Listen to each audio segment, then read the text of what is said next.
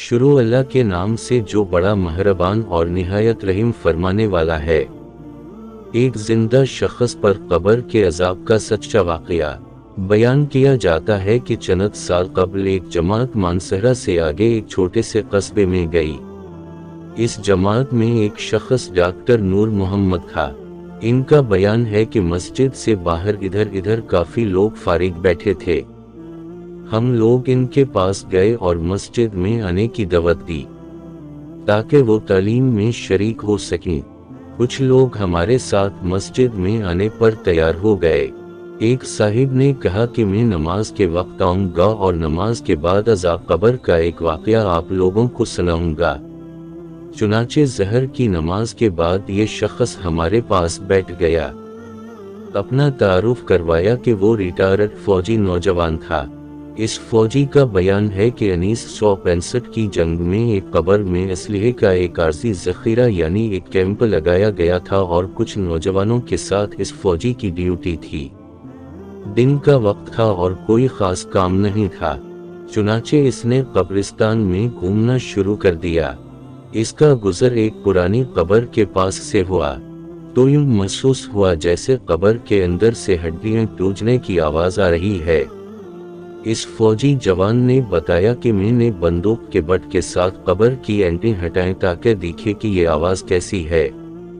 जैसे जैसे मैं मट्टी हटाता गया आवाज़ और तेज होती गई और मेरी दिलचस्पी और खौफ भी बहुत बढ़ता गया।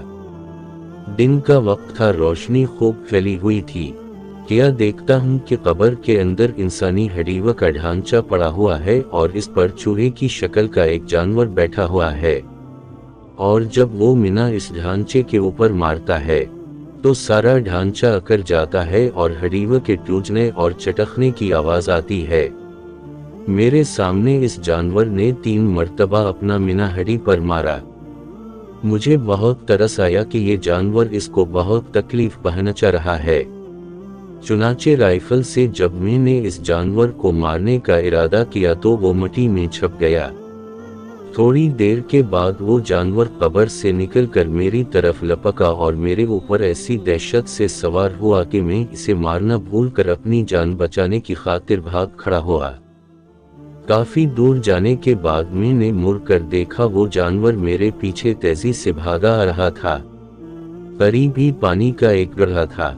इस जानवर से बचने के लिए मैं इस जोहड़ यानी गड्ढे में दाखिल हो गया। मैंने पीछे मुड़कर देखा कि जानवर जोहड़ के किनारे पर आकर रुक गया है और कुछ देर के बाद इसने अपना मुंह पानी में डाल दिया।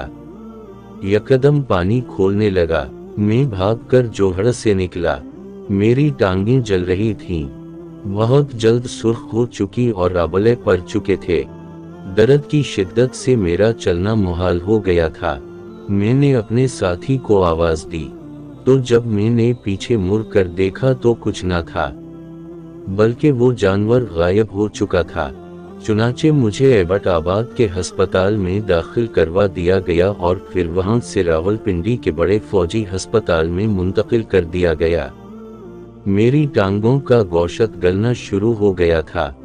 हर वक्त बदबूदार पीप और खून रसता रहता था। किसी इलाज से इफाका नहीं हुआ, मगर मर्ज बढ़ता गया। जैसे जैसे दवाई लगती रही वैसे वैसे जिस्म से गोश्त अलहदा होता गया। इस वक्त दोनों टांगों की सिर्फ हड्डियां बच गई हैं। गोश्त आहिस्ता आहिस्ता गल कर अलहदा हो चुका है और हर वक्त मर्दे की सी बदबू आती रहती है। फिर इस शख्स ने हमें अपनी दोनों टांगें दिखाई जिन पर पट्टियां बंधी हुई थीं।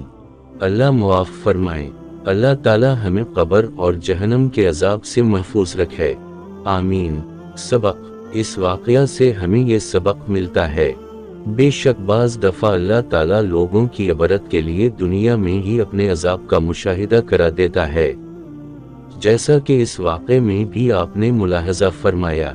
अल्लाह ताला हमें आमाल साले करने की तौफीक अता फरमाए, आमीन।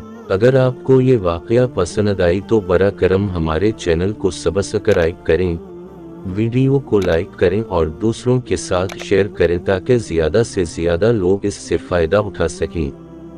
अगली वीडियो तक अल्लाह हाफिज़।